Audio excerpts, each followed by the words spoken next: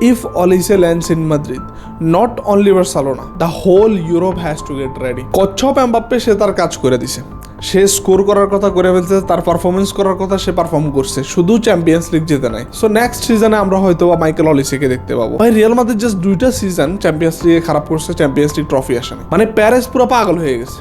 অন্যান্য টিমগুলো 15 বছর 20 বছরও চ্যাম্পিয়ন্স লিগের মুখ দেখে নাই, চ্যাম্পিয়ন্স লিগ ফাইনাল খেলারও মুখ দেখে নাই, কিন্তু রিয়াল মাদ্রিদের প্রত্যেকটা সিজনে চ্যাম্পিয়ন্স লিগ লাগবে। এই যখন রিয়াল মাদ্রিদের প্রেসিডেন্টের ইলেকশনটা হয়েছিল তখন তারা জাস্ট খোঁচাইছে তার অপোনেন্টে, ওই একই খোঁচানিতে এই প্যারেজ এত বেশি চেতছে।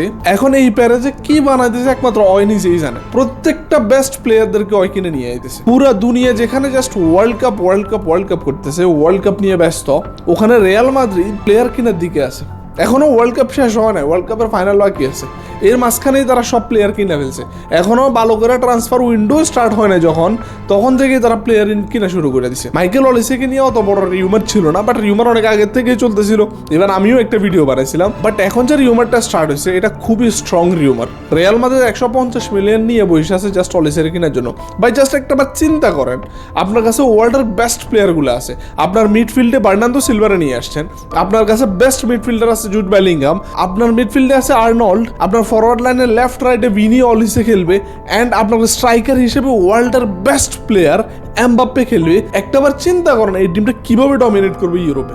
লিটারেলি প্যারিস এটা কি বানাই দিয়েছে একমাত্র অয় জানে। আর জোসে মরিনো আসছে, এই মরিনিও এদের 4টা প্লেয়ারকে খেলাইবো, Vini, Mbappe, Olise and Jude Bellingham, এরা তো খেলবেই, সাথে বার্নার্ডো সিলভা আসছে, সবগুলো বেস্ট প্লেয়াররা আছে, আর্নল্ড আছে। সো অলিসে যেহেতু বায়ার্ন ছাড়তেছে, যেখানে অলিসের কন্ট্রাক্ট 2029 সাল পর্যন্ত বায়ার্ন মিউনিখের সাথে, সেখানে অফকোর্স বায়ার্ন মিউনিখের ফ্যানদের কষ্ট লাগারই কথা, বাট অলিসে চায় সে রিয়াল মাদ্রিদের হয়ে খেলবো। রিয়াল মাদ্রিদ হচ্ছে বিশ্বের এমন একটা ক্লাব, প্রত্যেকটা প্লেয়ার চাই এই ক্লাবের হয়ে খেলতে। মানে ওয়ার্ল্ডের বেস্ট প্লেয়াররা তাদের ক্যারিয়ার শেষ করতে হয় এই রিয়াল মাদ্রিদে খেলেই। প্রত্যেকটা প্লেয়ারের ড্রিম থাকে এই রিয়াল মাদ্রিদে খেলার জন্য। সো জাস্ট একটু পেশেন্স রাখেন। রিয়াল মাদ্রিদ হয়তো বা ওয়ার্ল্ড কাপের জন্য ওয়েট করতেছে, ওয়ার্ল্ড কাপের পরেই তাকে কেনার জন্য সব প্রসেস স্টার্ট করবে। কমেন্ট বিলো আপনি কি অলিসেকে এই টিমে দেখতে চান কিনা, অ্যান্ড অয় যদি রিয়াল মাদ্রিদে আসে, রিয়াল মাদ্রিদের পারফরমেন্সের ইমপ্রুভমেন্ট কতটা হবে।